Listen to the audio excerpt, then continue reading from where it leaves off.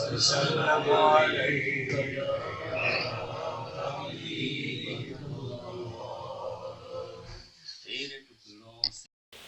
اور میں سید عبدالعزیز کا بیٹا ہوں صورت والے سید عبدالعزیز صاحب سرکار کنا کے خلیفہ، اظہار میاں کے خلیفہ اظہار بڑے ابو کے جو خلیفہ ہیں گورے گورے سے، اور سید عبدالعزیز صاحب لمبے سے ہیں، ہاں میں سمجھ گیا، ان کے یہ بیٹے ہیں۔ ان کا بیٹا ہوں۔ انہوں نے سلام بلایا آپ کو، علیہ السلام۔ اور دعا کریں ان کے لیے۔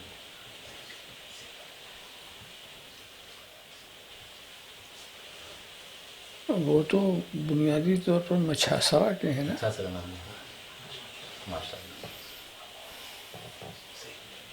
ابھی مساجہ میں ہی مقام ہے ان کا، ابھی کورونا کے بعد کا۔ پہلے رہتے تھے سورت میں، ابھی مساجہ میں رہتے۔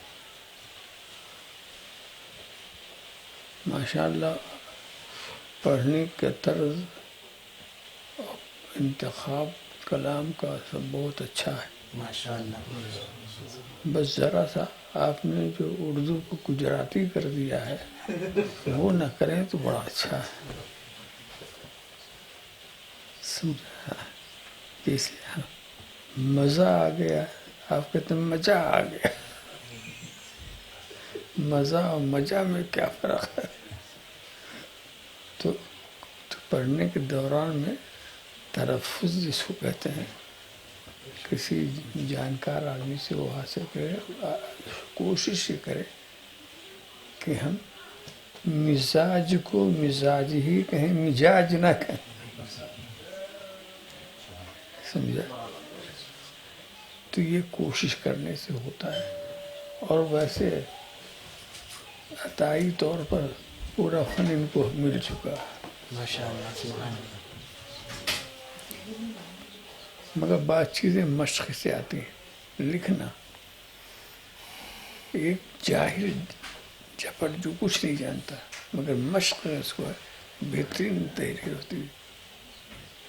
کاتب جو آپ لوگ کاتب سے لکھواتے ہیں نا، خود لکھ کے نہیں چھپاتے، اس لیے کہ اس کا لکھا ہوا جو ہے وہ تو کاتب کتابت یہ فن ہے، کتابت علم نہیں ہے، کتابت فن ہے۔ فن ہمیشہ مشق سے آتا ہے۔ قرض جو ہے فن ہے، قرض وغیرہ جو پڑھتے ہیں حفاظ، طبیعت خوش ہو جاتی ہے، یہ فن ہے، یہ مشق ہے۔ لکھنا مشق سے آتا ہے۔ کچھ لوگ تو ایسا لکھتے ہیں کہ خود ان کو پڑھنا مشکل ہوتا ہے، اس لیے کہ مشق تو انہوں نے نہیں کیا۔ تو ایسے ہی کسی لکھنے والے کے پاس گئے، صاحب یہ میرا خط ہے، آپ لکھ دیجیے۔ کہا کیسا ہے کہ میری مجبوری ہے کہ میرے پیر میں درد ہو رہا ہے، اس لیے میں آپ کا خط نہیں لکھوں گا۔ اب وہ سوچنے لگا کہ پیر میں درد ہو رہا ہے، خط ہاتھ سے لکھنا ہے،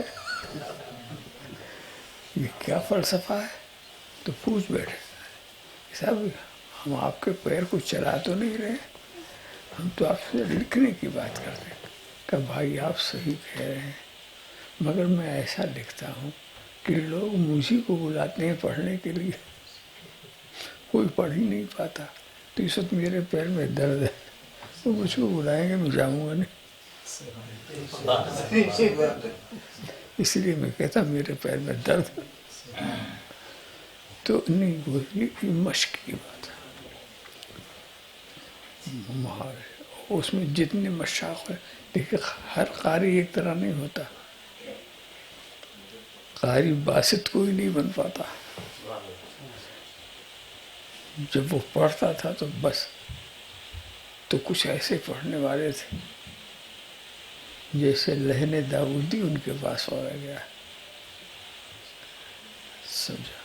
اور اس کا اثر جانوروں پر بھی ہوتا تھا، اس میں جو بات ہوتی تھی۔ تو یہ سب مشق کے اوپر، ہر بچے کا خط تحریر الگ الگ ہوتا ہے، تحریر الگ ہے۔ مجھے کیا ہے، مشق جو ہے جیسی جس کی ہے ویسی اس کی تحریر. تو کتابت ایک فن ہے، قرأت بھی ایک فن ہے. فن وہ ہمیشہ محنت اور مشق سے حاصل کرتے ہیں. قاری لوگ کس قدر مشق کراتے ہیں پھر جا کر ایک لائن بنتی ہے. اچھی بات ہے، مگر مایوس کبھی نہ ہو. سمجھا؟ کوشش کرتا رہے، اپنی محنت کرتا رہے، اس میں رنگ پیدا ہوتا رہے گا.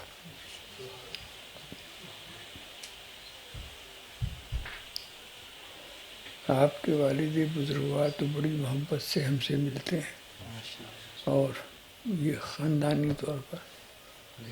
اور ہمارے ہاں عرس میں تو مخدومی عرس میں ضرور وہ پہنچتے ہیں. اس بار وہ آنا نہیں چاہتے تھے، لیکن ان کے جو چاہنے والے وہ لے آئے، ان کو چلے حضرت آپ صاحب. اس بار آئے تھے وہ طبیعت کے حساب بہت سے. بہت.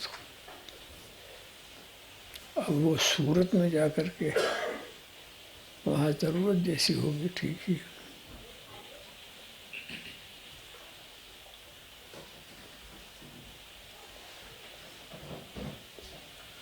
اور میری بیٹیوں کو اور میری اہلیہ کو میری ہاں وہ تو ٹھیک ہے. ان کی نیت ہے، تینوں کی نیت ہے. ہاں بیٹی، جو آپ کا طالب بننا ہے کہ میں آپ کو بتاتا ہوں، بیٹی کی طرف سے آپ اگر وکالت کرتے ہیں، سمجھا، تب آپ کو تو حق ہے. آپ اس کے ولی ہیں، آپ اس کے، سمجھا.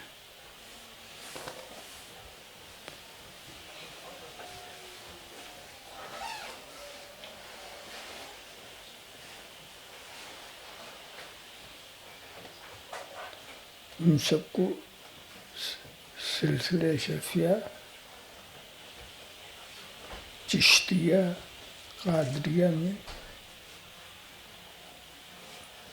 آپ کی وکالت سے میں نے داخل کر لیا ہے. اب وہ سلسلے میں بیعت ہو چکی. اور کہیں شجرہ ملے تو ہر ایک کا الگ الگ شجرہ لے کر اس کا نام وہاں لکھ لیجیے، آج کی تاریخ لکھ لیجیے کہ فلاں تاریخ کو اس طرح سے. منیر بھائی سے رابطہ کر لیں گے، منیر اشرفی صاحب. اور اس کے بعد کبھی اتفاق یہ ہوا، ایسا جلسہ ہوا کہ جس میں میری موجودگی ہو اور اس میں لوگ کو، تو وہ اپنی بیعت کو تازہ کر لیں گی، تجدید بیعت. نہیں موقع ملا تو کوئی حرج نہیں، بیعت تو ہو گئی. اور میری اہلیہ بھی اس کو بھی اس کی اجازت میں نے دی. انہوں نے بھی اجازت دی ہے. ہاں تو ان کو بھی شامل کر لیجیے اور ہماری طرف سے سب کو خبر کر دیجیے. یہ ایک طرح کا معاہدہ ہوتا ہے، سلسلے سے وابستہ ہونا. بہت زمانے کے پہلے کی بات ہے. سب سے پہلے جب اس علاقے میں والد بزرگار گئے تو مچھاسر آئی تھا. وہ مچھاسر آئی تھی سب سے پہلے وہاں گئے. اس وقت وہاں جانا بہت آسان نہیں تھا، بہت ہی راستے خراب تھے. ابھی وہی حالت ہے.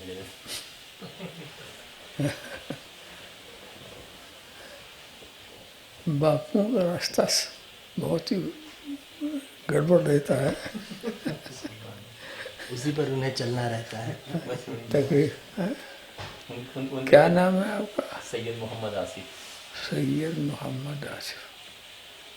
ٹھیک ہے، اپنے باپ کو ہمارا سلام دعا کہہ دیجیے گا بذریعہ. اور آپ کے اور ایک خلیفہ نے سلام بولا ہے، عبدالرحیم باپو آمود والے اچھا گلستر میں ہے. اچھا انہوں نے آپ کو سلام بولا. اچھا. دعا کی جائے. علیکہ وعلیہ السلام.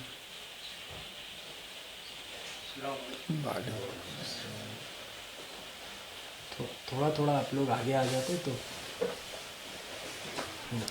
असल में किस्सा ऐसा होता है कि पैर मोड़ के बैठना यहाँ के लिए आफत है, इस इलाके के लिए। वो आदत नहीं। बहुत दिनों तक, बहुत देर तक नहीं बैठ पाते।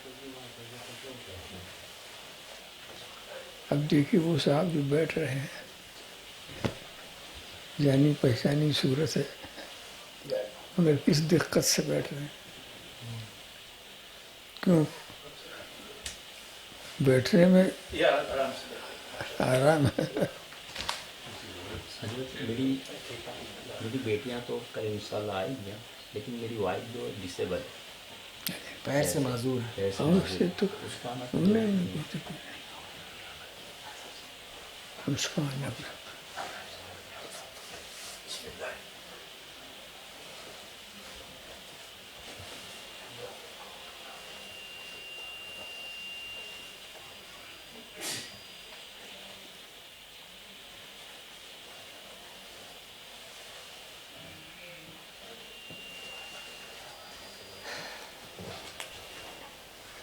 आज मेरे साथ एक वाकया हुआ।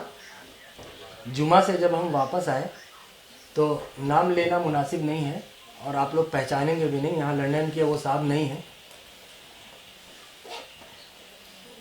पहले चूँकि वो इंसान उम्र के कुछ ऐसे हिस्से में पहुँचता है बुढ़ापे में, जब कभी कभी होता है ऐसा कि कुछ कुछ बातों को इंसान भूल जाता है। कुछ लोग होते हैं जो जिन्हें ये बीमारी होती है तो वो उनकी याददाश्त चली जाती है, लेकिन कुछ होते हैं जो थोड़ी थोड़ी देर के लिए उनकी याददाश्त चली जाती है, फिर वापस बैक आ जाती है। तो जहाँ तक मुझे लगता है कि जिनसे मेरी आज मुलाकात हुई थी उनके साथ भी यही शिकायत थी कि थोड़ी थोड़ी देर में उनको वो भूल जाते थे, फिर वो उन्हें याद आ जाती थी चीज़ें। तो पहली बार मुलाकात हुई तो उन्होंने अपने साहबजादे से पूछा कि मेरे बारे में कि आप कौन, तो बताया उनके बताने वाले ने बताया। कहा अच्छा अच्छा माशाल्लाह, वो बहुत अच्छे से मिले। फिर कहा उम्र का तकाजा है। थोड़ी देर हो गई, जब खाने पर से हम लोग फ्री हुए उसके बाद वो फिर हजरत से भी शायद मिलने गए। वो फिर जब रूम से बाहर निकले फिर वो मुझसे मिले। कहा ये साहब कौन है, मुझसे उनके बेटे ने कहा अभी आप इनसे मिले थे, ये हमजा मियाँ है। हजरत अच्छा अच्छा अच्छा माशाल्लाह, उम्र का तकाजा है।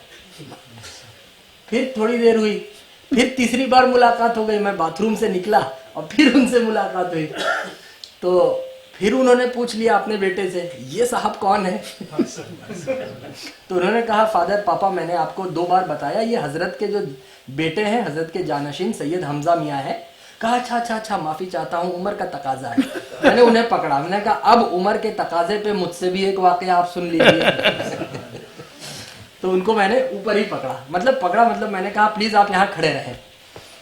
फिर मैंने उनसे कहा कि एक इमाम साहब, मुझे ये वाकया मालूम था, तो माहौल ऐसा बना उम्र के तकाजे पर कि वो वाकया भी मैंने उनको बताना मुनासिब समझा। तो एक इमाम साहब थे, वो ज़ईफ़ हो गए थे और उसी ज़ोफ़ की हालत में, बुढ़ापे की हालत में वो स्पीच दे रहे थे, बयान कर रहे थे। तो थोड़ी थोड़ी देर में बोलते थे कि अब पहले जैसी ताकत नहीं रही, उम्र का तकाजा है।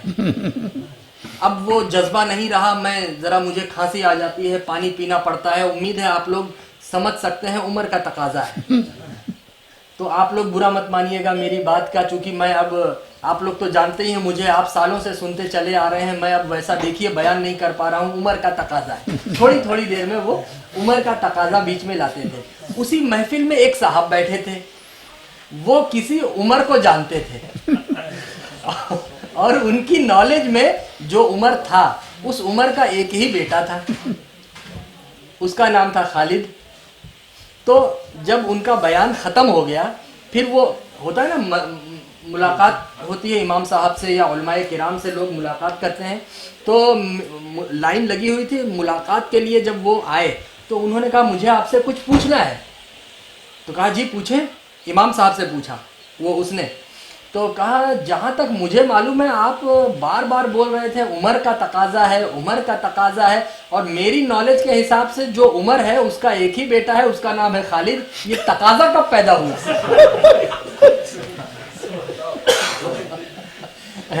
तो उन्होंने कहा मैं समझ गया तुमको, मैं समझ गया, उम्र का तकाजा है, जाओ तुम।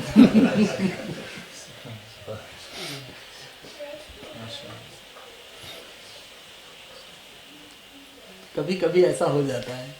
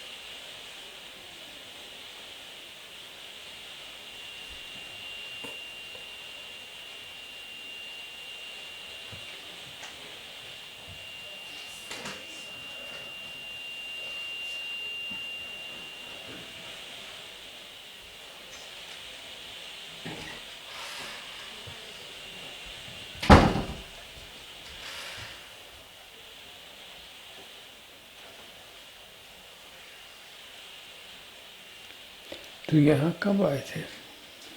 मैं यहाँ पे 2007 में आया था, 2007 शादी करके आया। तो यहाँ मुकम्मल सेट हो गए,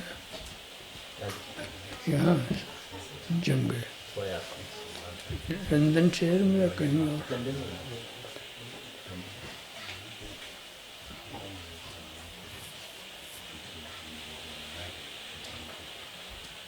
आपकी दुआ है, आपकी निगाह है, करम।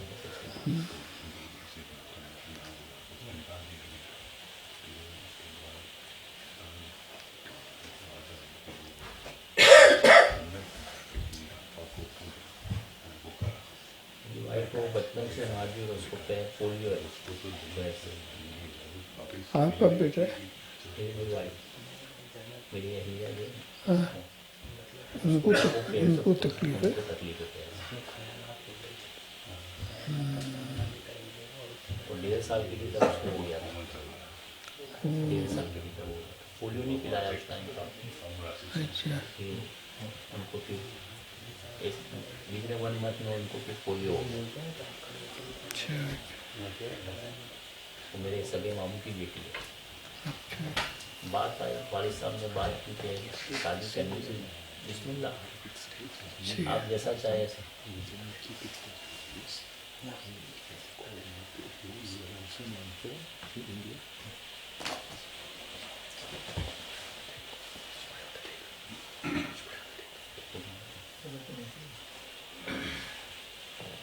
इनका अयूब भाई का एक सवाल है, कुछ सवाल।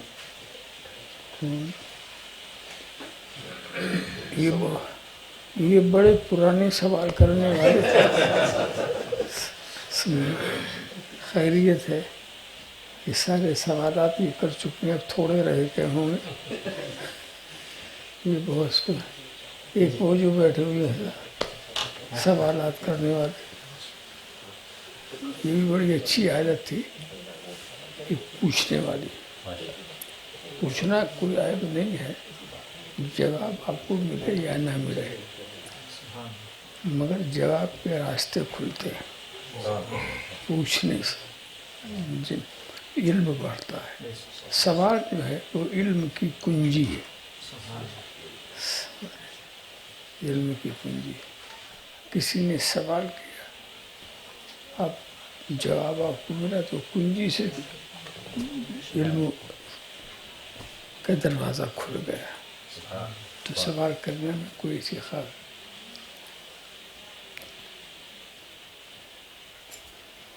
तो जी बताएं।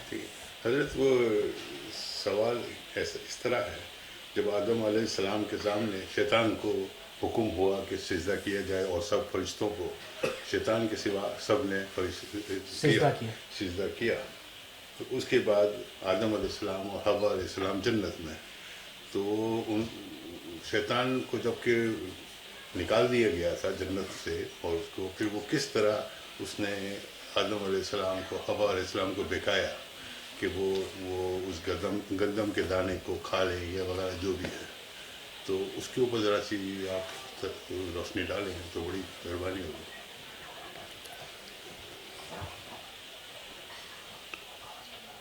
ان کی پریشانی یہ ہے کہ یہ تو ان کو معلوم ہے کہ انکار سجدہ سے پہلے شیطان کو بڑی اجازتیں حاصل تھیں. وہ جنت میں جب چاہتا جاتا آتا، فرشتوں کے بیچ میں وہ ذکر الہی کرتا.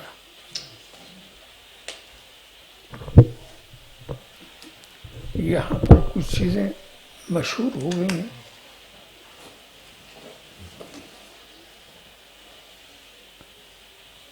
بہت سے لوگ شیطان کو معلم الملکوت کہتے ہیں. یہ پتہ نہیں آپ تک کس کی خبر ہے کہ نہیں ہے.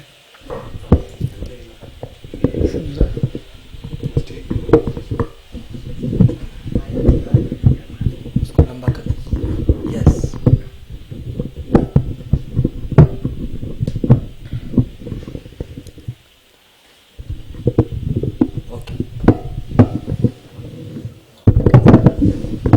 آپ سنانا چاہتے ہیں، وہ سنانا نہیں چاہتے. ہاں تو معلم الملکوت کہتے ہیں، فرشتوں کا درس دینے والا. مگر یہ کب سے اڑایا، کس نے کہا، کہاں سے شروع ہوا، وہ تو ہم کو معلوم نہیں ہے. صحیح بات یہ ہے کہ وہ معلم نہیں تھا، وہ مذکر تھا. مذکر ذکر کرنے والا، فرشتوں کے بیچ میں اللہ کا ذکر کرنے والا مذکر تھا وہ. یہ بھی بہت بڑی بات ہے. معلم اس لیے فرشتوں کو سکھانا کب؟ جب ان کو کچھ علم نہ ہو تبھی تو ہوگا نا. یا جو سکھانا ہے وہ علم نہ ہو تب. فرشتے جس مقام پر ہیں وہ پیدائشی ہیں، اپنی محنت سے نہیں ہے. وہاں کسب نہیں ہے، کتاب لے کے نہیں بیٹھے. جس کو جس ڈھنگ سے خدا نے پیدا کرنا چاہا پیدا کر. جس فرشتے کو کھڑا پیدا کیا آج تک وہ کھڑا ہی ہے. جس فرشتے کو سجدے میں پیدا کیا وہ آج تک سجدے ہی میں. جس فرشتے کو حالت رکوع میں پیدا کیا وہ آج تک ویسا ہی ہے. ان کا جتنا علم ہے وہ خدا کا فضل ہے. خدا نے وجود دے دیا، کسی سے انہوں نے سیکھا نہیں. خدا کا عطا، خدا کی عطا. یہ صرف وحیدی ساری صفتیں ان کی.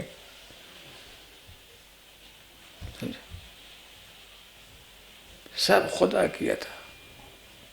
تو جب فرشتوں کو ضرورت کیا کوئی سکھائے تو ابلیس کو کب موقع ملا کہ فرشتوں کو پڑھائے؟ اس محفل میں ضرور وہ رہتا تھا جہاں انبیاء کرام بھی ہوں. خدا کا ذکر سب کرتے تھے، وہ بھی کرتا. اور عبادت و ذکر و اذکار میں وہ اتنا زیادہ تھا جو دوسرے فرشتے تھے ان سے بڑھا ہوا تھا. اتنا ذکر کرا. قدرت کو دکھانا یہ تھا کہ سب سے بڑی چیز توفیق ربانی ہے، جس کے پاس تو کتنا سیکھ لو کچھ ہو جاؤ، مگر اگر توفیق ربانی نہیں ہے تو وہ چیز بچتی نہیں ہے۔ تو اب آپ سمجھ لیں، تو مذکر الملائکہ کہا جا سکتا ہے، معلم الملائکہ جو کہتے ہیں، کیوں کہتے ہیں؟ ہو سکتا ہے کہ ان کی مراد یہی ہو، اس لیے اس پر کچھ جرا کرنے کی ضرورت بھی نہیں۔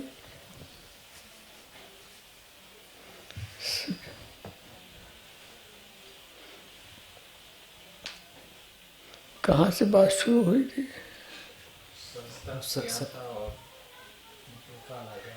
وہ آدم علیہ السلام کو بہکایا کیسے، جیسے ہاں ٹھیک ہے۔ تو حضرت آدم تو جنت میں پہنچ گئے، حضرت حوا بھی پہنچ گئی، یہ باہر کر دیا گیا، مگر جنت کے حاشیے تک جانے سے اسے روکا نہیں گیا، باہر کنارے تک دروازہ وہ جاتا تھا، دروازے اندر نہیں گھس سکتا تھا، وہاں سے تو باہر کر دیا گیا۔ ابلیس موقع تلاش کر رہا تھا، وہ حضرت آدم سے مایوس اس لیے تھا کہ جانتا تھا کہ یہ نبی، ان کو تو میں بہکا نہیں سکتا، تو ان پر محنت کرنے سے کوئی فائدہ نہیں، وہ جانتا تھا۔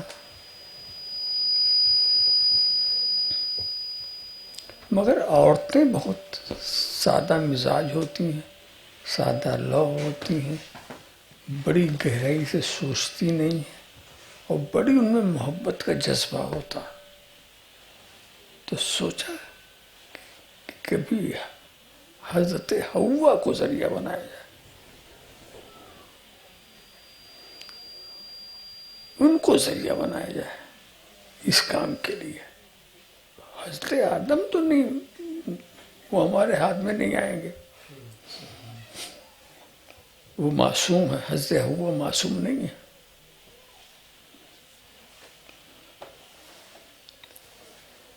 اب اسی فکر میں وہ رہتا تھا، ایک بار اتفاق یہ ہوا کہ جنت کے دروازے پر سے حضرت حوا کا گزر ہونے والا تھا، سمجھ لیا تھا، زاروں قطار رو رہا تھا ابلیس۔ اب جب دروازے سے کوئی گزر رہا، دیکھا کسی کو گھسا، رو رہے ہیں، کیا بات ہے، سمجھا بہت سارا۔ حضرت حوا قریب ہوئی، کیا بات ہے تمہارے، یہ دروازے کے اندر ہے، دروازے کے باہر ہے؟ تو اس نے کہا کہ میں اپنے لیے نہیں رو رہا ہوں، میں تمہارے لیے رو رہا ہوں، تم پر ایک مصیبت آنے والی۔ کہا کہ لنگی اسے، تمہارے لیے رو رہا ہوں، تم پر ایک مصیبت آنے والی۔ کیا؟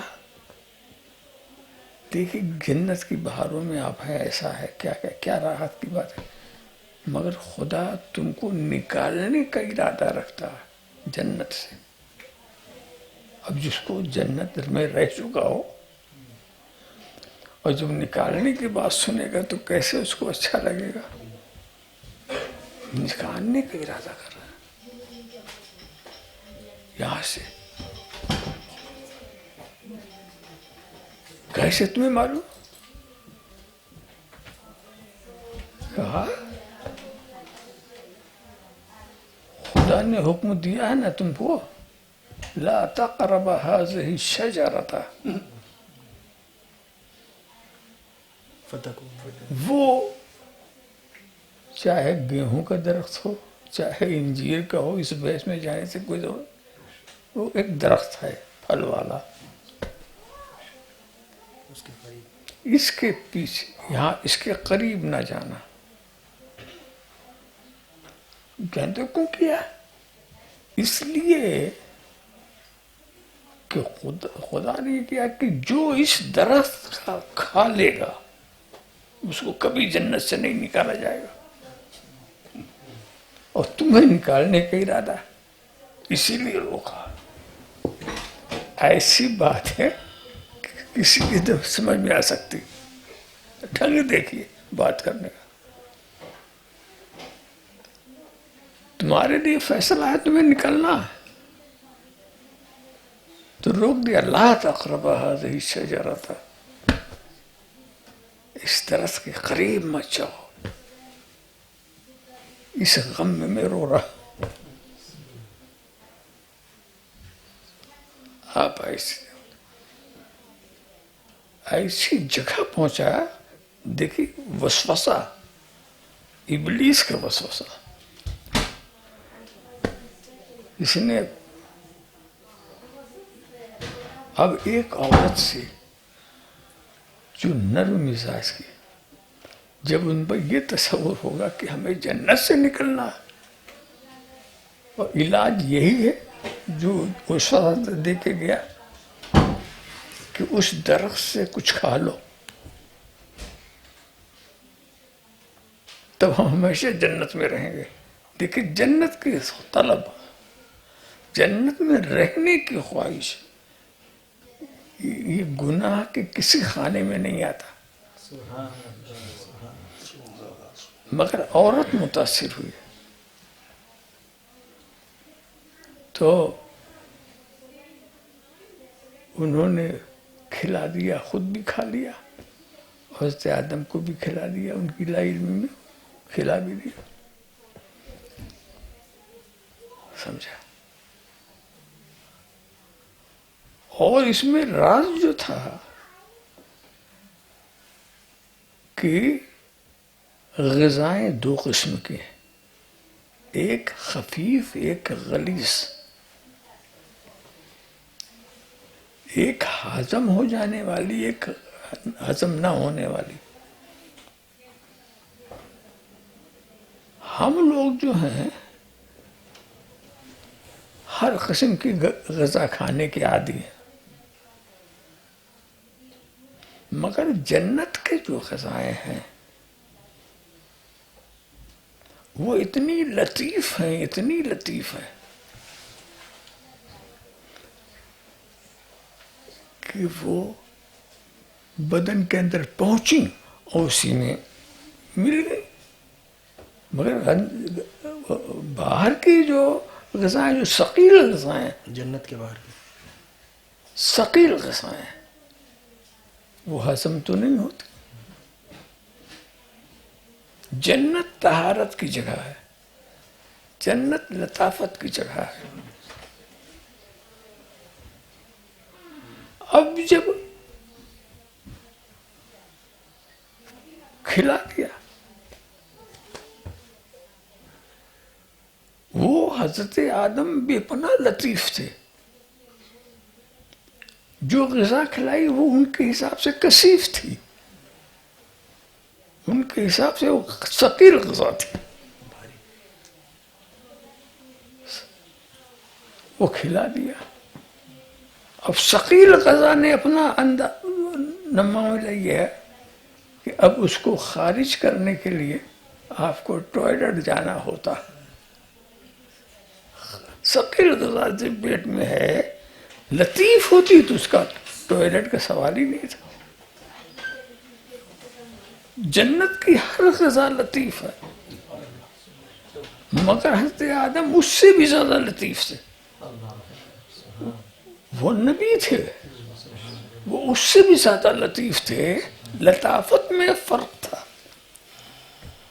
تو حضرت آدم جتنے لطیف تھے، جنت کی غذا اتنی لطیف نہیں تھی، اس کو انہوں نے کھا لیا۔ اب حاجت، ضرورت ہو گئی کہ ثقیل غذا پہنچ گئی ہے نا، تو اب اس کو جنت میں تو نہیں رکھا جاتا، اس کے لیے باہر نکلو۔ یہ ہے نکلنے کا راز۔ کھا لیا آپ نے بغیر سوچے سمجھے، ایک بہکاوا دے دیا تھا اس نے، اور ابلیس نہیں چاہتا تھا، تو پھر وہ حضرت آدم کو نکلنا پڑا. ان کو نکلنے سے خوشی نہیں تھی، تا حیات اس کے لیے شرمندہ بھی تھی. صحیح ہے ان کا کوئی ہاتھ اس میں نہ صحیح، اسی لیے قرآن کریم نے اس فعل کو حضرت آدم کی طرف نسبت دیا. فَأَزَلَّهُمَا الشَّيْطَانُ، شیطان نے ان کو پھسلا دیا. دیکھیے الفاظ کتنے استعمال، وہاں بہکا دیا کر استعمال کیا. فَأَزَلَّهُمَا الشَّيْطَانُ، شیطان نے ان کو پھسلا دیا. یہی ہوا کہ کس طرح پھسلایا؟ وہ حضرت حوا کے واسطے سے پھسلا دیا. حضرت حوا کوئی پیغمبر نہیں تھی، کوئی رسول نہیں تھی، ان کے لیے اس طرح کی گنجائش نکل سکتی ہے.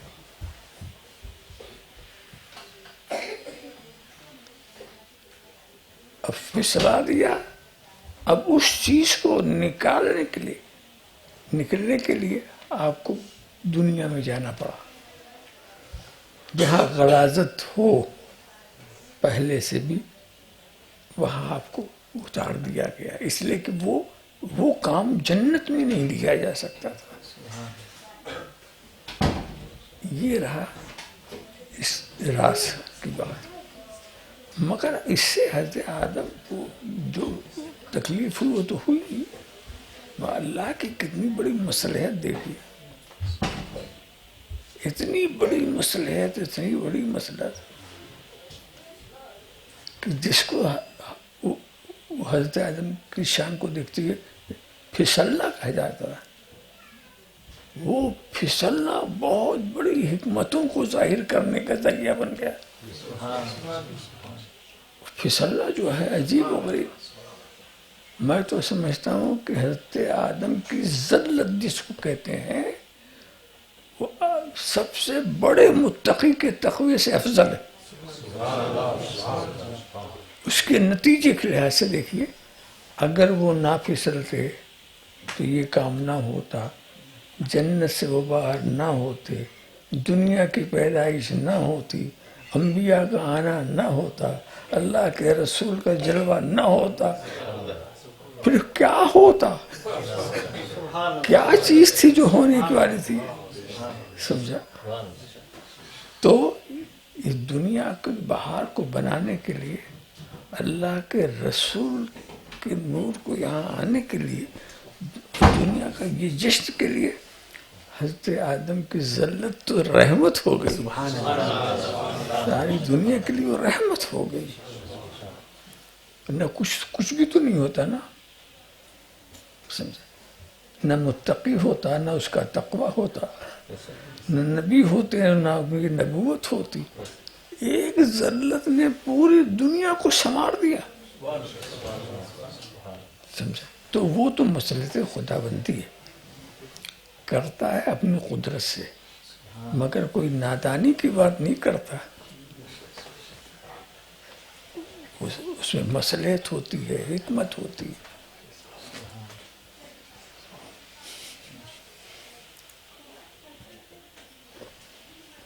ارے یہ سب نہ ہوا ہوتا تو نہ آپ ہوتے نہ ہم ہوتے، کچھ ہے، اور نہ یہ سوال ہوتا نہ یہ جواب ہوتا. اسی نے تو یہ دنیا کو رنگین بنا دیا.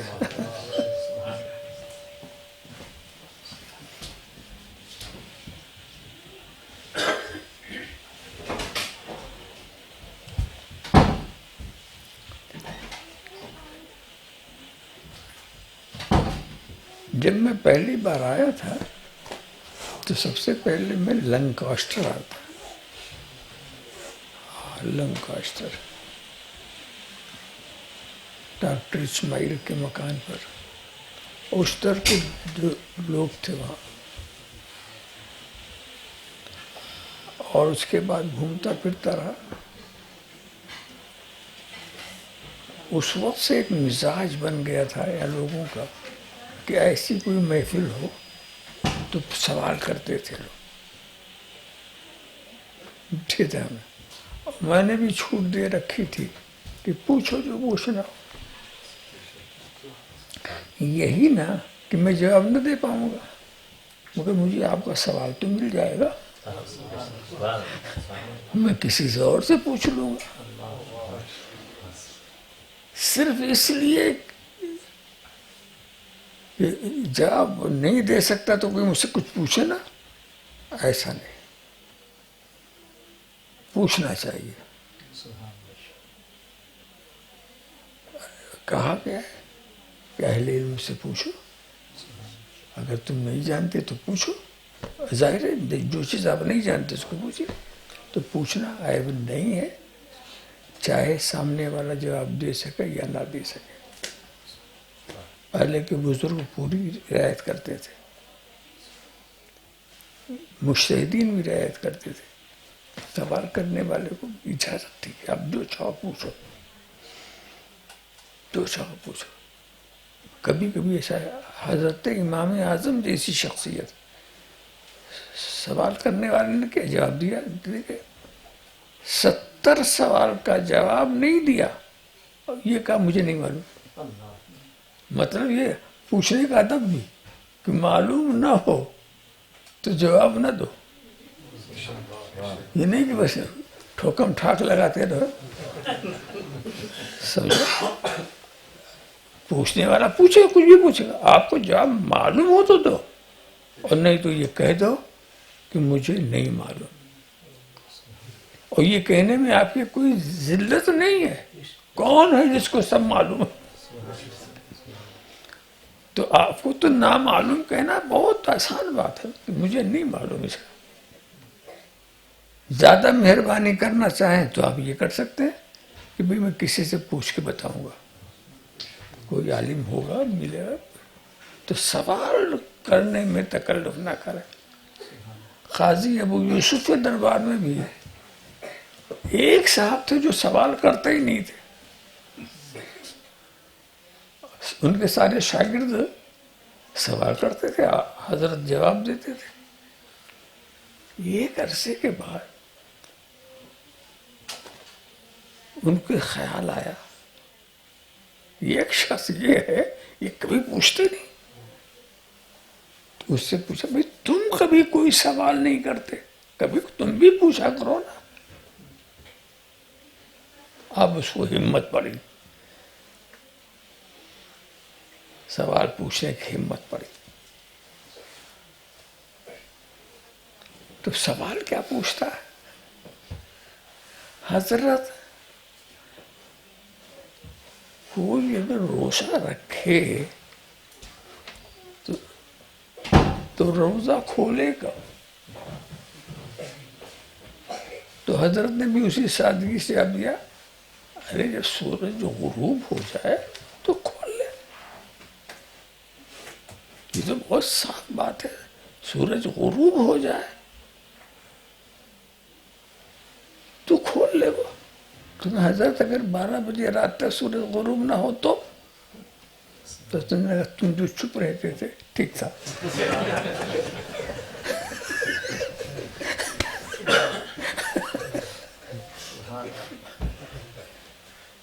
तो इस तरह के भी सवाल करने वाले होते हैं, मगर उनको भी जवाब इन्होंने खामोश, ठीक किया तुमने,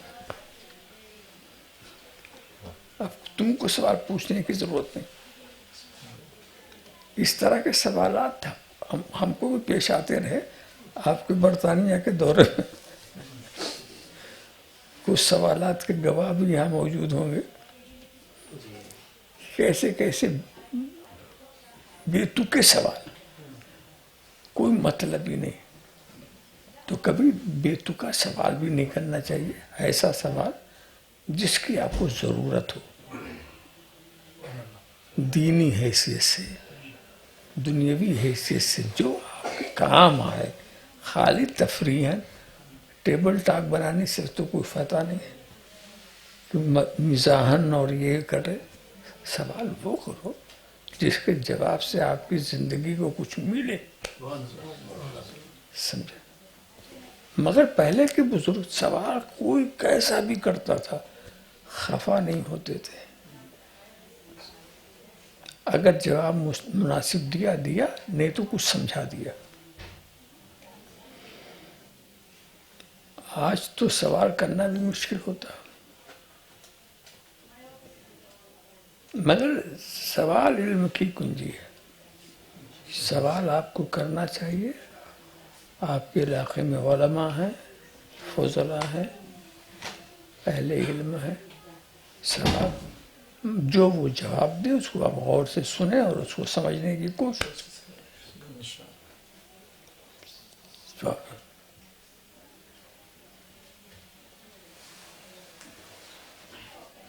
سوال کو کہا گیا مفتاح العلم، علم کی کنجی. کہیں آپ کو ذہن میں کچھ آیا، آپ نے سوال کیا اور صاف ہو گیا.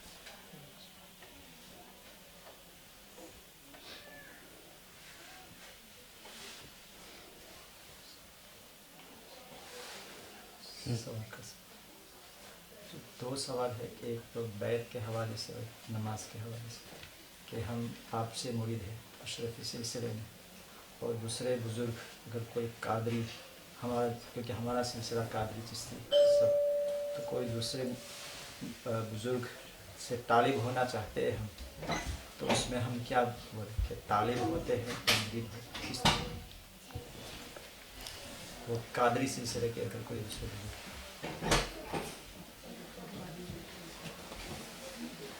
ایک تو ہوتا ہے سوال کا جواب اور ایک ہے اپنا ذاتی مشورہ. وہ سوال کے جواب سے اس کا تعلق نہیں، وہ مشورہ ہے.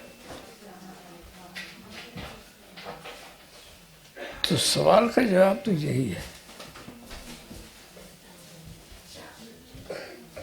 کہ جتنے بزرگ ہیں، جتنے سلسلے ہیں، وہ سب مقدر ہیں، محترم ہیں. یہ سب راستے ہیں. جتنے سلسلے ہیں کوئی سلسلہ منزل نہیں ہے، سب راستے ہیں. قادری سلسلہ، چشتی سلسلہ، سہروردی سلسلہ، نقشبندی سلسلہ. اب جب راستے پر چلنے کی بات آتی ہے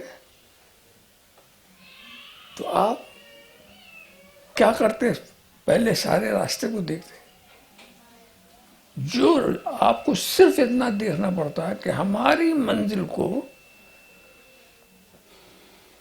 جہاں ہمیں جانا ہے وہ کون سا راستہ لے جاتا ہے.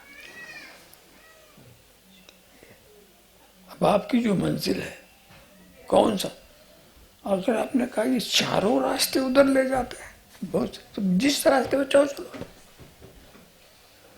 جب چاروں راستے وہیں لے جا رہے ہیں تو فکر کرنے کی بات ہی نہیں. سمجھا؟ اب یہ سوچیں آپ کہ بھئی کچھ بہترین راستے، چمچماتے ہوئے راستے، کچھ کھوبڑ کھابڑ والے راستے، اب آپ اس میں کچھ اچھے راستے پر چلنا چاہیں، چلیے، پہنچیں گے منزل تک، چاہے تیرتے ہوئے جائیں اور چاہے گرتے ہوئے جائیں، پہنچتا ہے منزل تک. منزل کو طے کیجیے کہ ان راستوں کے منزل اگر الگ الگ ہے تو ہم اس کے بعد نہیں چلتے، مگر اگر منزل ایک ہے تو کوئی پرواہ نہیں. تو یہ سارے بزرگوں کے راستے ہیں، ان کو راستہ سمجھیے. اسی لیے اس کو سلسلہ کہا جاتا ہے. راستے کی بات، یہ سب راستے ہیں. منزل کیا ہے؟ سب کی منزل گنبد خضرا. جو جاتا وہاں، جو جاتا ہے بن لے جاتا. کوئی دریا بن کے جاتا ہے، کوئی نالا بن کے جاتا ہے، کوئی کچھ بھی بن کے جاتا ہے، مگر جاتا وہیں. وہیں جاتا ہے، سارے دریا وہیں جاتے ہیں. سمندر اس کا مرکز ہوتا ہے نا، تو سب سمندری میں جاتے ہیں. نکلے کہیں سے بھی، چلے کہیں سے بھی، پہنچتے ہیں وہیں، پہنچتے وہی ہیں. اور سمندر کی خاصیت عجیب ہے، سب کو ختم کیے ہوئے، اس میں کبھی سیلاب نہیں آتا. اگر آج سیلاب آ جائے تو ساری دنیا غائب ہو جائے. اور یہ چھوٹے چھوٹے راستے دریا ہیں، ان میں آتا ہے خوب، کئی گاؤں بہ جاتے ہیں، کچھ ہو جاتا ہے. تو اس میں ظرف کی بات ہوتی ہے، آیا کرتے ہیں، خوب شور غل مچتا. دریا جب تک سمندر سے دور رہے گا خوب زور دکھائے گا، خوب شور مچائے گا. مرکز سے دور ہے نا، خوب اپنا رنگ دکھائے گا، اپنی طاقت دکھائے گا. یہ دریا ہے، یہ بہا لے گیا. دریا، یہ دریا کی خصوصیت ہوتی ہے. مگر جب یہی دریا بہتے ہوئے سمندر میں چلا گیا تو پتہ ہی نہیں چلتا کہ دریا گیا کدھر. یہ گنگا، یہ جمنا، یہ فلاں، یہ فلاں، کیا رنگ ہوا ہے راستے میں. مگر یہی سب جب سمندر میں مل گئے تو نہ وہاں کوئی گنگا ہے، نہ کوئی جمنا ہے، نہ کوئی گھاگرا ہے، نہ کوئی نرمدا ہے. سمندر میں مل گیا. اب سمندر ہی سمندر ہے سب، سمجھا. تو ہمارے بھی جو یہ سلسلے ہیں، یہ چشتی سلسلہ، یہ قادری سلسلہ، کب تک؟ جب تک مرکز سے دور ہے تو یہ نام ہے. یہ نقشبندی سلسلہ، یہ سہروردی، یہ شاذلی، یہ فلاں، یہ سب مبارک سلسلے ہیں. سب سلسلے والے سب وہیں لے جا رہے ہیں، سمجھے. مگر یہی سلسلے والے جب مدینہ پہنچتے ہیں تو وہاں کچھ نہیں نظر آتا کہ نقشبندی کدھر ہے، چشتی کدھر ہے. مرکز میں جب پہنچے تو ختم. پھر ایک مرکز ہے اور سب مرکز میں ڈوبنے والے ہیں. تو وہ جوش جذبہ، اور اس میں بھی مسئلے تھے. یہ دریاؤں میں پانی بھی اسی سمندر کا ہے. ٹھیک ہے، سیدھے سیدھے نہیں، پہاڑوں سے آ کے گرا ہوگا، آسمان سے بخار اٹھ کے آیا ہوگا، بارش ہوئی ہوگی، تو یہ بارش کا پانی بھی سمندری کا پانی ہے جو یہاں گر رہا. پھر یہاں سے ادھر ہی جا رہا، جہاں سے آیا ادھر ہی جا رہا. جب وہاں گیا تب اس کا سفر ختم ہوا. اب اس کو آگے نہیں جانا. تو سمندری کا تو معاملہ ہے.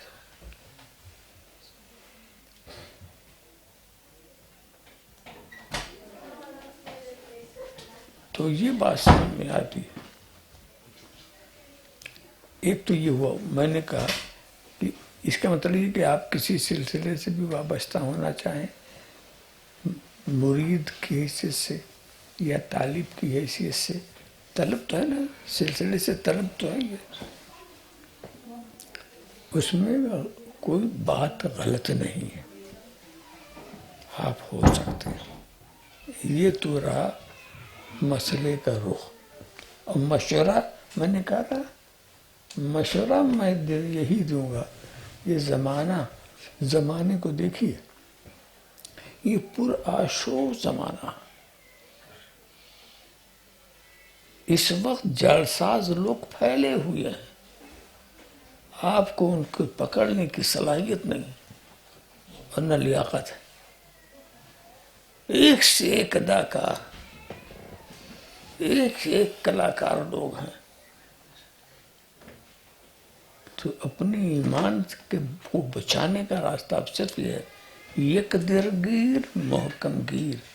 ایک در کو پکڑ لو اور مضبوطی سے پکڑ لو، ادھر ادھر مت جاؤ. یہ جلال الدین بخاری کا زمانہ نہیں ہے، یہ مخدوم سمنانی کا زمانہ نہیں ہے کہ وہ جتنے سلسلے سے چاہیں فیض حاصل کر لیں۔ اب خطرناک معاملہ سمجھا، اب غلط لوگ زیادہ آ گئے ہیں، صحیح لوگ کم ہو گئے، صحیح لوگ گوشہ نشین ہو گئے ہیں، غلط لوگ میدان میں ہیں۔ تو کہیں ایسا نہ ہو، تو کہیں ایسا نہ ہو کہ آپ صحیح کی تلاش میں کسی غلط کے ہاتھ لگ جائیں۔ یہ بات ہے، تو اپنے کو بچاؤ۔ اگر اللہ نے کوئی صحیح راستہ آپ کو دے دیا، صحیح منزل پہنچا دی، بس اسی کو پکڑے رہو، وہی آپ کے لیے کافی، اور اس کو سب سے اچھا سمجھو تم۔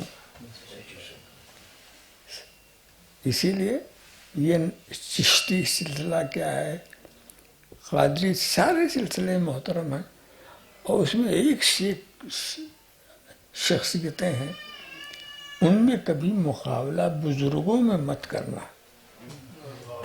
ہاں، یہ بزرگوں میں مقابلہ نہیں کرنا، یہ اچھے ہیں، وہ برے ہیں، یہ کم ہیں، وہ زیادہ ہیں۔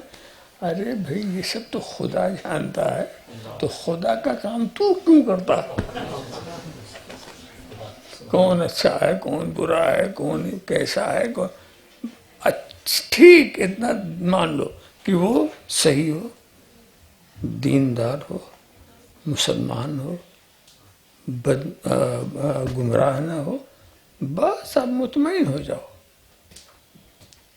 مطمئن ہو جاؤ، ہماری کوئی فکر نہیں۔ اس کا امتحان لینے کے لیے مت جاؤ۔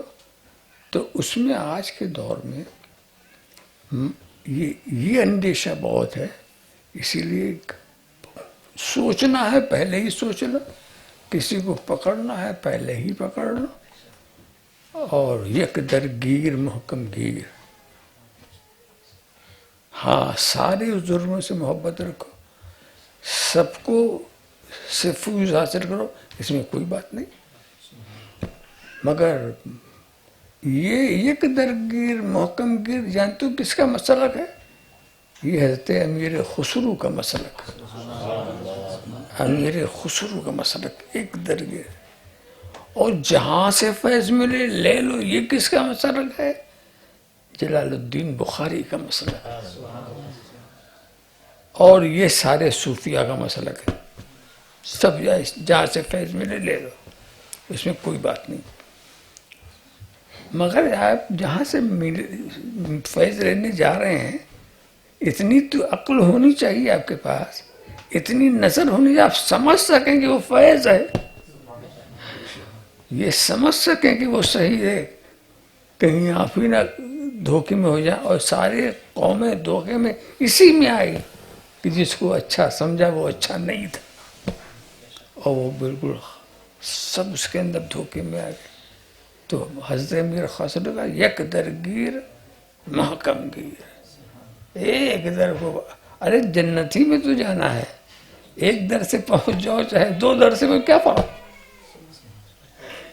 اس چکر میں کیوں ہے کہ اس راستے سے جو راستہ صحیح ہے، درست ہے، اس راستے پر چلیں اور پہنچ جائیں۔ ہاں، غلط راستے پر چل کر کے آپ پہنچیں گے ہی نہیں، تو اس پر چلنا بھی نہیں چاہیے۔ حضرت امیر خسرو بہت محبوب مرید تھے، محبوب الہی کے، بہت چاہتے تھے، محبوب الہی بھی ان کو بہت چاہتے تھے، بہت چاہتے تھے۔ تو ایک مرتبہ حضرت امیر خسرو محبوب الہی کی بارگاہ میں کچھ تاخیر سے پہنچے۔ خسرو کہاں تھے؟ کہا میں آ تو رہا تھا ادھر ہی، راستے میں ایک ہجوم ملا مجھ کو، میں نے پوچھا کیا ہے؟ میں نے کسی بزرگ کا انتقال ہو گیا، ان کا جنازہ جا رہا۔ میں نے کہا چلو میں بھی کاندھا دے دوں، کاندھا دینا تو سنت ہے۔ اب وہ مہاراج دینے کے لیے مگر ایسا دھکم دھکے میں لگے، بڑی دیر میں مشکل سے حضرت کا جو جنازہ تھا اس کے نیچے پہنچ گئے، وہاں تک پہنچ گئے یا اس کے قریب، اندر نہیں. جب اتنا دھکم دھکا تو کہاں اندر پہنچے ہوں گے، مگر قریب تک پہنچے، ایسی پوزیشن تھی کاندھا دے سکے. وہیں ایک شخص نے ان کو کہہ دیا، ارے صاحب یہ بزرگ تھے، انہوں نے کہا ہے جو میرا کاندھا دے گا وہ جنتی ہے. اب حضرت نے کہہ دیا ہوگا، بزرگ ہیں، ان کا کہنا بھی وزن رکھتا ہے. تو حضرت امیر خسرو رک گئے تھے کاندھا دینے کے لیے. کاندھا دینا کوئی بری بات نہیں تھی، ایک سنت کی ادائیگی تھی. مگر جب یہ سنا کہ اس نے یہ کہ جنت ہم کو مل جائے، تو حضرت امیر خسرو نے کہا میں نے کاندھا دیا ہی نہیں، اور پلٹ آیا. تو محبوب الہی نے کہا کہ حضرت، محبوب الہی سے نے کہا خسرو کاندھا دینے میں کیا حرج تھا؟ کہا حضور میں دینے ہی کے لیے تو قریب گیا تھا، مگر جب یہ سنا کہ ان کی وصیت ہے کہ جو مجھے کاندھا دے دے گا وہ جنتی ہے، تو میں نے یہ سوچا مجھے وہ جنت نہیں چاہیے جو ان کے کاندھا دینے سے ملے، مجھے تو وہ جنت چاہیے جو آپ کے قدموں سے ملے. جنت میں اگر انہوں نے کہا تھا خسرو مرد ہوئے تھے نظام الدین سے، جنت ملی مجھے میرے کاندھا دینے سے، تو میں کیا کہوں گا؟ تمہیں جنت تو ملی میرے کاندھا دینے سے. تو ان کی سوچ الگ تھی، ان کا انداز الگ تھا. تو یہ وہ تھے، ایک درگیر محکم گیر والے تھے حضرت، اور محبوب الہی نے ان کو سینے سے لگا لیا. ایسے ہی بزرگ حضرت شرف الدین یحییٰ منیری، ان کا ایک مرید ڈوب رہا ہے اور آواز لگا رہا بچاؤ بچاؤ. تو ایک ہاتھ بڑھا، لاؤ اپنا ہاتھ میرے ہاتھ میں لاؤ. تو پوچھتے ہیں آپ ہیں کون؟ کہ میں خضر ہوں. حضرت خضر آئے، میں خضر ہوں، لاؤ میں بچاتا ہوں. تو اس عالم میں وہ کیا جواب دیتے ہیں، یہ ہاتھ تو میں نے شرف الدین یحییٰ منیری کو دے دیا ہے، اب آپ کو دیتے ہوئے شرم آتی. تو یہ اپنی انفرادی سوچ ہے، اس کا بڑا مقام ہے، اس کا بڑا فیض ہے جس کو اس کا فیض ملے. تو یہ تھے ایک درگیر محکم گیر، ایک در کو پکڑ لو. آخر آپ دوسرے سے مرید کیوں ہو رہے ہیں یہی بتا دیجیے. کیا دھڑکا ہے؟ کیا پیر آپ کی نجات نہیں کرا سکے گا؟ کیا شفاعت نہیں کرا سکے گا؟ اور یاد رکھیے یہ سلسلے بڑی بابرکت ہوتے ہیں. ایک پیر کا معاملہ نہیں رہتا، جس کے ہاتھ پر آپ نے ہاتھ رکھا وہی آپ کا پیر نہیں ہے، اس سلسلے کے سارے بزرگ آپ کے پیر ہیں. سارے بزرگ آپ کے پیر ہیں. یہ جو پیر جس کو آپ نے ہاتھ پکڑا جانتے ہو کیا کرے گا؟ آپ کو آپ کی سفارش وہ خود نہیں کرے گا، آپ کو بارگاہ الہی میں پیش کرے، نہیں لے جائے گا، اپنے پیر کے پاس لے جائے گا. وہ کیا کریں گے؟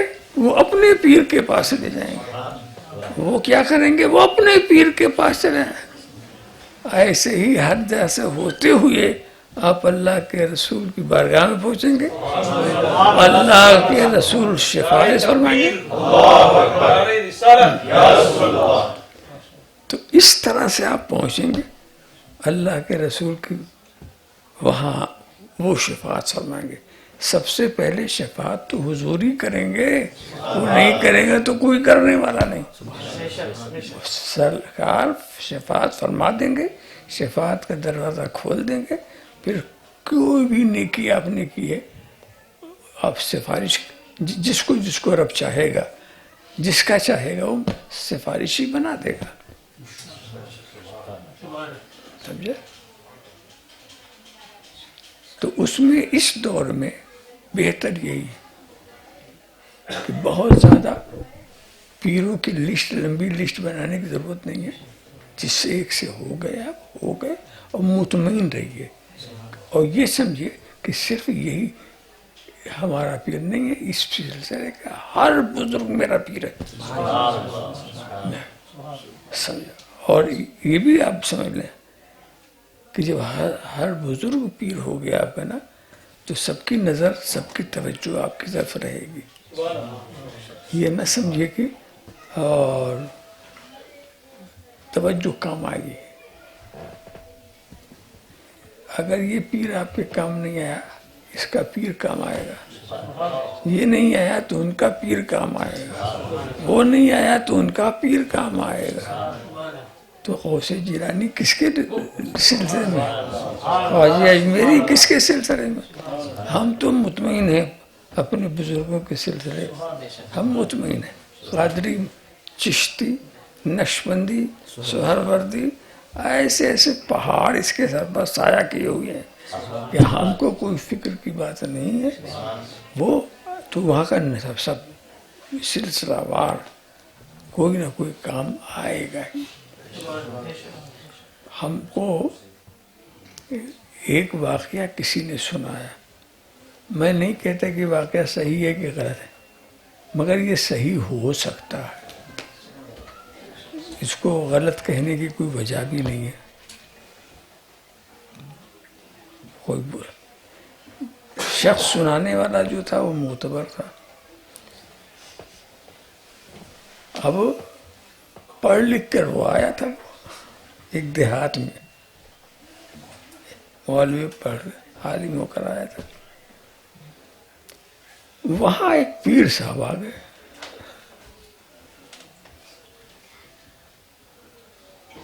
اور سیدھے سادے مریدوں میں آیا کرتے تھے, آگے اپنے وقت میں. اور وہاں ایک مولوی صاحب بھی پہنچے تھے. مولوی صاحب جو تھے وہ ایک بہت بڑے بزرگ کے مرید تھے, وہ بھی بہت بڑے بزرگ کے مرید تھے. تو انہوں نے اپنے پیر کی تعریف شروع کر دی کہ بہت بڑے عالم, وہ بھی صحیح تھا, ان کی تعریف شروع کر دی. اور ان کے پیر کی جو ہے, جو پیر آئے ہوئے تھے, ارے یہ تو جاہل جپٹ آدمی, یہ کہاں کے پیر ہے, ہمارا پیر ہے, یہ عالم ہے, فاضل ہے, ایسا ہے. یہ خبر پیر صاحب کو کسی نے کر دی کہ فلاں مولوی صاحب یہ کہہ رہے تھے. ان کو تو جلال چڑھا, جلال تھا. یہ بالکل سچا واقعہ ہے جس دیہات کا, اور جس مولوی نے کیا تھا اسی نے بیان دیا کہ صاحب میں اپنے پیر سے اتنا نہیں ڈرتا جتنا ان سے ڈرتا. ہوا کیا,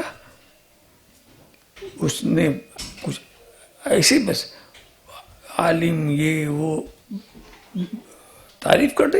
خیر اپنے پیر کی تعریف کرنا کوئی بری بات بھی نہیں, مگر انہوں نے اس کے خلاف بول دیا کہ وہ ایسے ہیں, وہ. ارے آپ اپنے پیر کو کچھ بھی کہو, کسی اور کے پیر کو آپ کو کہنے کی ضرورت ہی کیا ہے؟ وہ کیا ہے, کچھ آپ کو اس کا امتحان لینا ہے کیا, اس کا سزا و جزا سے آپ کا تعلق ہے, آپ کیوں فکر میں کون کیسا ہے. خیر سنا, ان کو دکھ ہوا, سیدھے سادے پیر تھے, دکھ ہوا. جمعہ کا دن تھا, جمعہ کی مسجد میں لوگ آئے, حضرت آپ نماز پڑھا دیجیے. واقعات کو میں مختصر کر کے بتا رہا ہوں. خیر حضرت نے مان لیا، ٹھیک ہے. اب گئے اور جو تقریر آپ شروع میں کراتے ہیں تو پیر سامنے وہ جذبہ ایک طاری ہوا اور ایک عجیب کیفیت بنی. صافہ وغیرہ تو پہنے ہی ہوئے تھے، با جبہ. کہتے ہیں کہ کچھ لوگ کہتے ہیں یہ جاہل پیر ہیں، ان کے پاس کچھ نہیں. ٹھیک کہتے ہیں، ٹھیک کہتے ہیں. مگر میں اگر جاہل ہوں، میرے اندر کچھ نہیں، تو کیا میرے پیر میں بھی کچھ نہیں ہے؟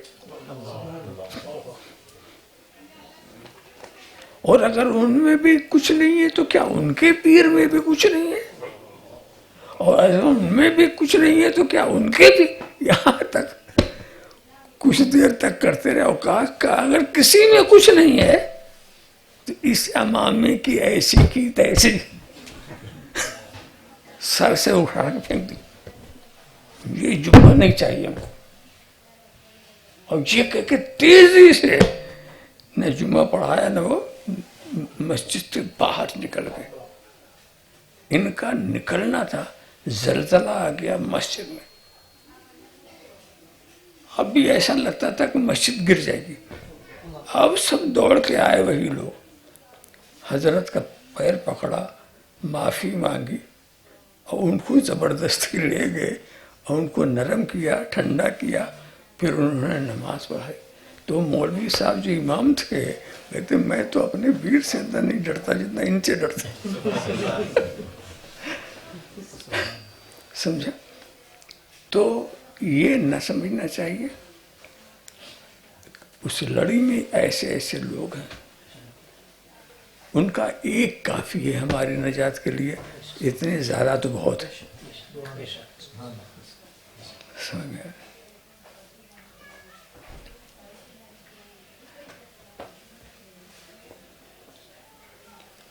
اللهم إنا نعوذ بفضلك القديم وتولك العظيم ولطفك الأمين. اللهم ادفع عنا البلاء والوباء والمرض والألم برحمتك عبادك المقربين من الأنبياء والمرسلين والشهداء والصالحين والأبدال والأبدال أجمعين.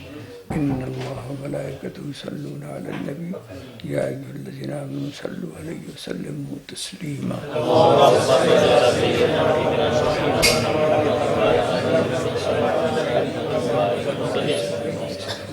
السلام والحمد لله.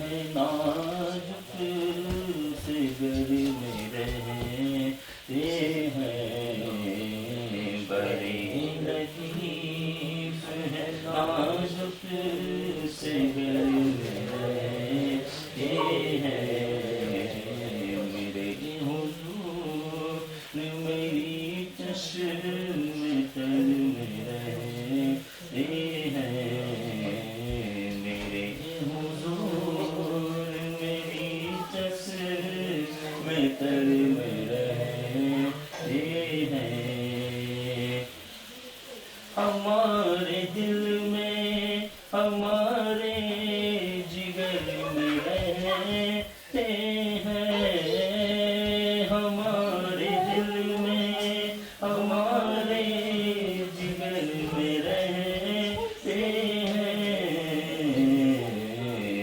انہی کے گھر ہے یہ وہ اپنے گھر میں رہتے ہیں، کے گھر ہے یہ وہ اپنے گھر میں رہتے ہیں، میرے حضور میری چشم تر میں رہتے ہیں. مقام ان کا نفر سے زمین سے بڑی، مقام ان کا سفر سے جمی نہ عرض بڑی، وہ اپنے چاہنے والوں کے گھر میں رہتے ہیں، وہ اپنے چاہنے والوں کے گھر میں رہتے ہیں، میرے حضور میری چشم در میں رہتے ہیں۔ یہ واقعہ ہے لباس بشر بھی دھوکا ہے، یہ واقعہ ہے لباس بشر بھی دھوکا ہے، یہ معجزہ ہے لباس بشر میں رہتے ہیں، معجزہ ہے لباس بشر میں رہتے ہیں، بڑے لطیف ہے نازک سے گھر میں رہتے ہیں، ملائکہ بھی عقیدت سے دیکھتے ہیں انہیں، ملائکہ بھی عقیدت سے دیکھتے ہیں انہیں،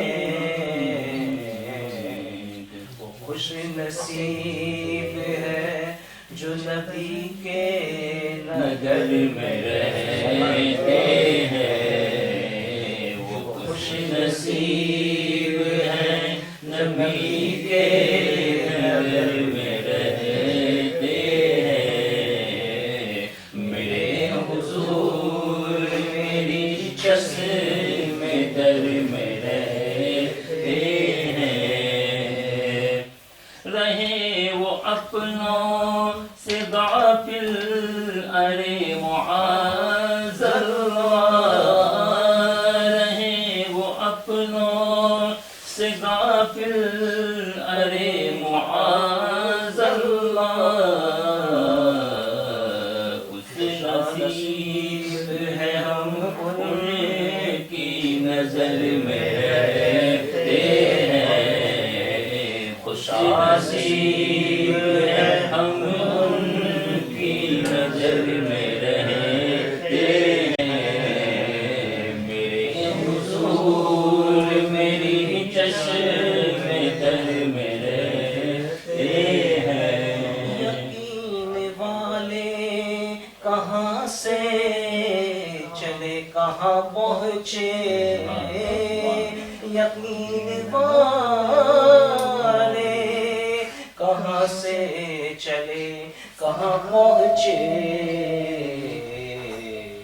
جو اہل شک ہے اگر میں مگر میں رہتے ہیں، جو اہل شک ہے اگر میں مگر میں رہتے ہیں، میرے حضور میری چشم در میں رہتے ہیں، خدا کے نور کو اپنی طرح سمجھتے ہیں، خدا کے نور کو اپنی طرح سمجھتے ہیں،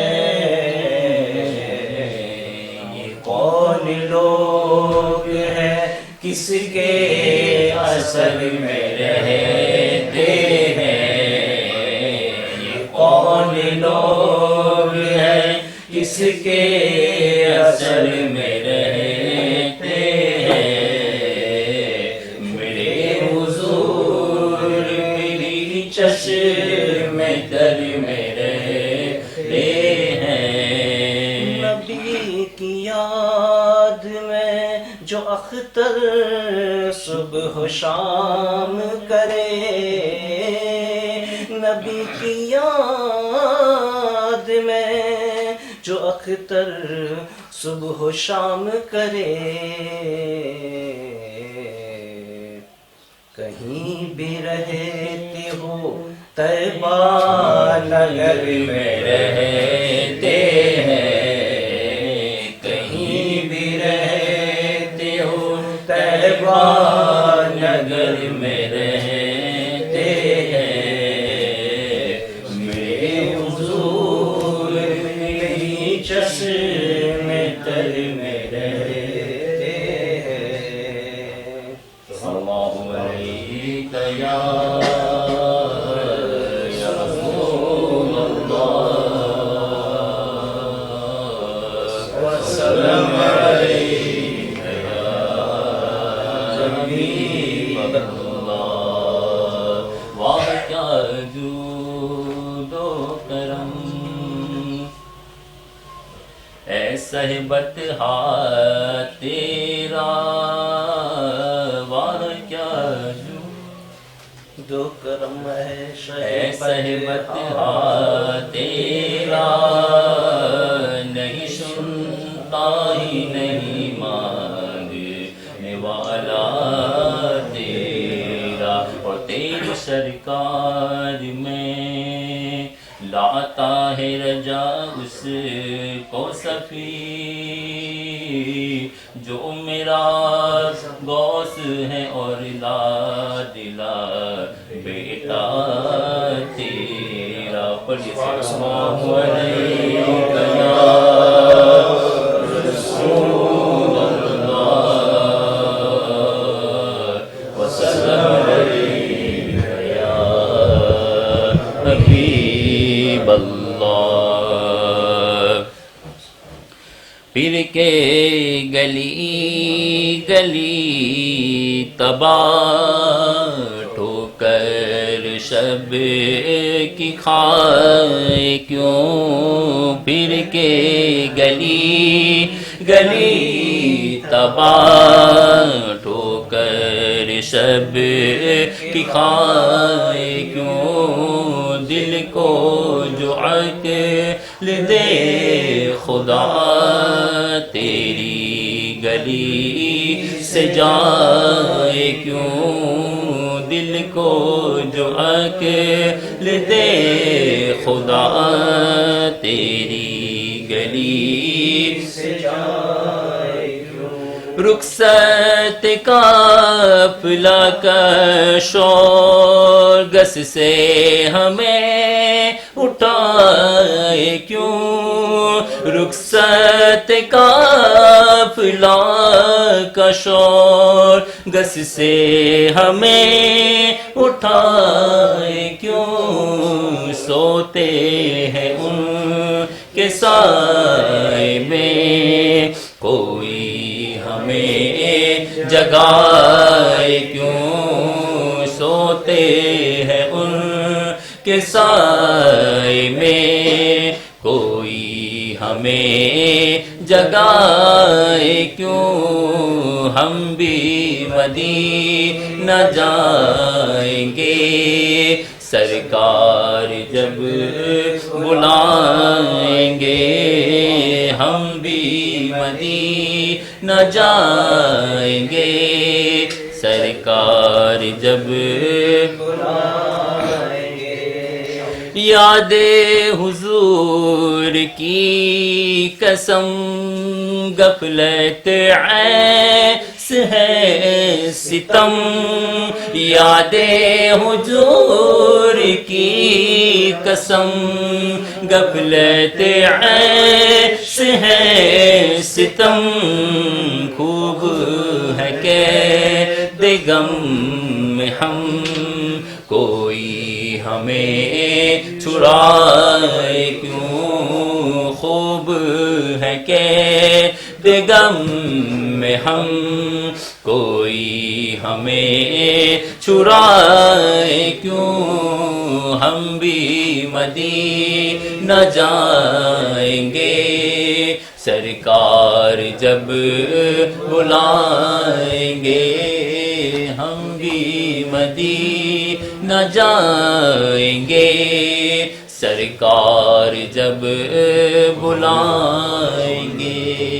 اللہم صلی علی سید سیدنا محمد اللہم صلی علی سیدنا اللہم صلی علی سیدنا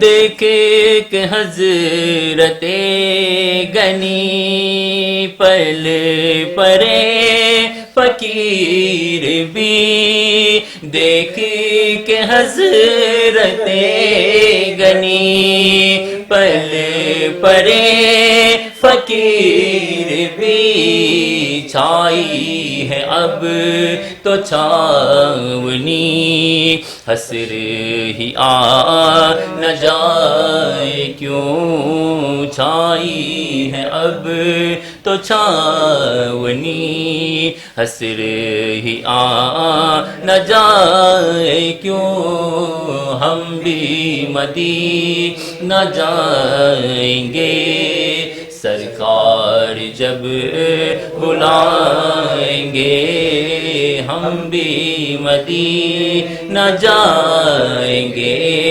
سرکار جب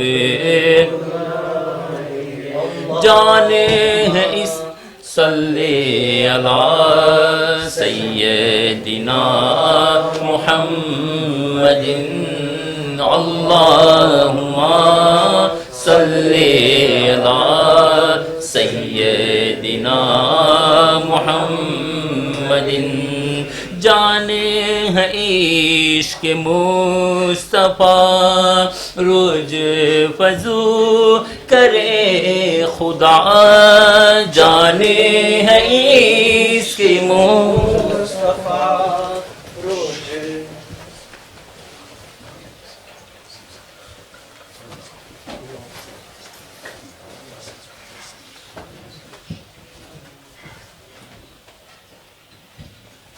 کوئی بھی مضافہ نہ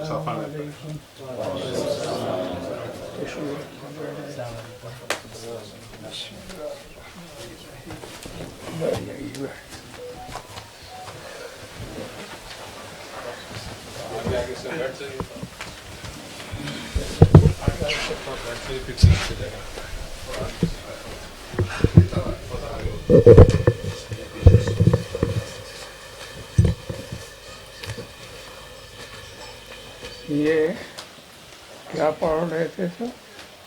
کوئی پڑھ رہا تھا اچھا اچھا دو ہی شکل ہوتی ہے یا تو یہ کھڑے ہو کے پڑھیں یا ان کے لیے کرسی بچھائیے پھر بیٹھائیے پھر وہ پڑھیں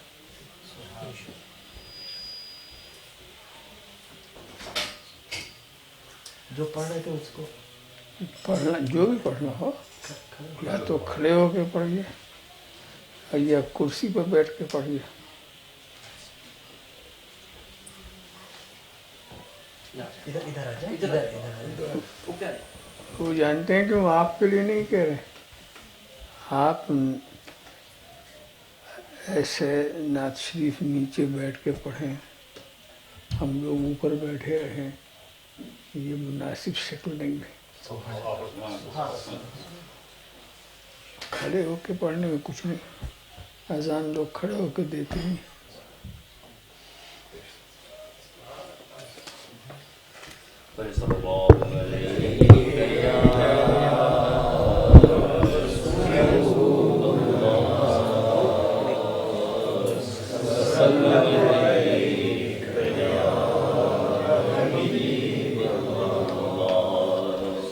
اللہم صلی علی سیدنا محمد اللہم صلی علی سیدنا محمد ہم بھی مدینہ جائیں گے سرکار جب بلائیں گے ہم بھی مدینہ جائیں گے سرکار جب بلائیں گے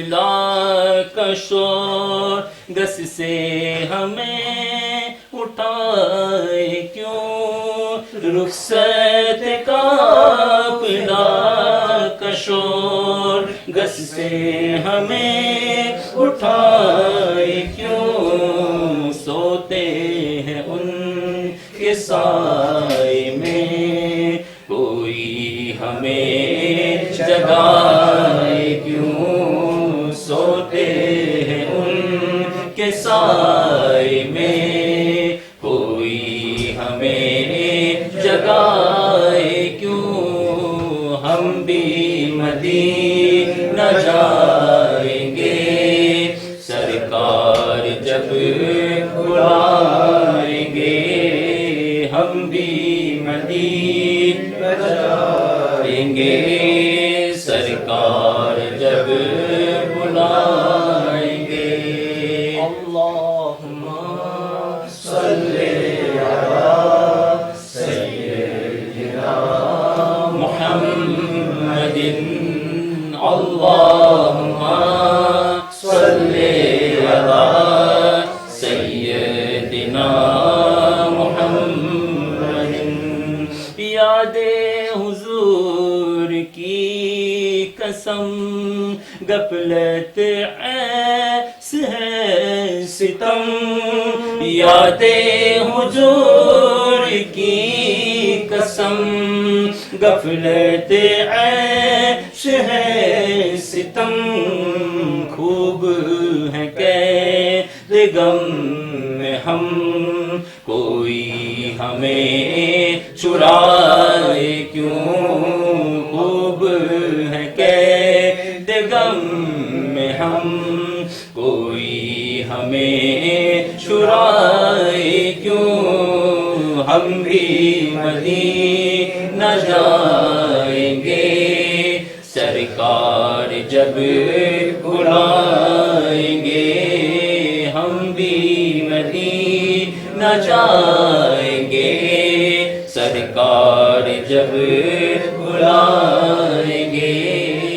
اللہم صلی علی سیدنا محمد، اللہم صلی علی سیدنا محمد، دیکھ کے حضرت گنی پل پرے فقیر بھی، دیکھ کے حضرت گنی پل پرے فقیر بھی، چھائی ہے اب تو چھاونی، حسر ہی آ نہ جائے کیوں، چھائی ہے اب تو چھاونی، حسر ہی آ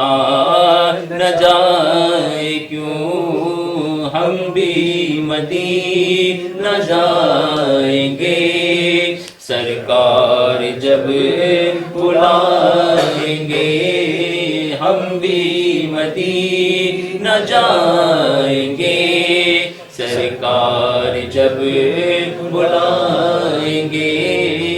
اللہم صلی علی سیدنا محمد، جان ہے اس کے مصطفیٰ روز فجو کرے خدا، جانے ہے اس کے مصطفیٰ روز فجو کرے خدا، جس کو ہو درد کا مجا ناز دوا اٹھائے کیوں، جس کو ہو درد کا مزہ ناز دوا اٹھائے کیوں، ہم بھی مدینہ جائیں گے سرکار جب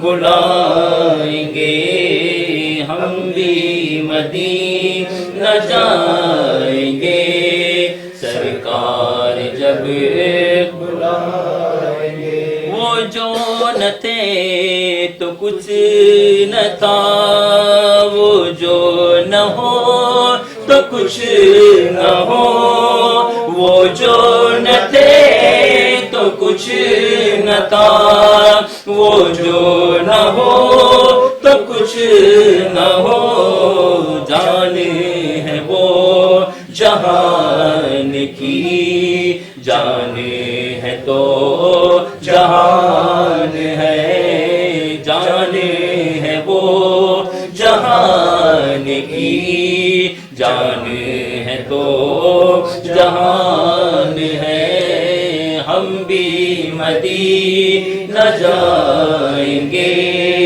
سرکار جب بلائیں گے ہے تو رجا نرا ستم جرم پہ گر لجائے ہم ہے تو رضا نرا ستم جرم پہ گر لجائے ہم کوئی بجا یہ سوچ غم ساجے طرب بجائے کیوں کوئی بجا یہ سوچ غم ساجے طرب بجائے کیوں ہم بھی مدینہ جائیں گے سرکار جب بلائیں گے ہم بھی مدینہ جائیں گے سرکار جب بلائیں گے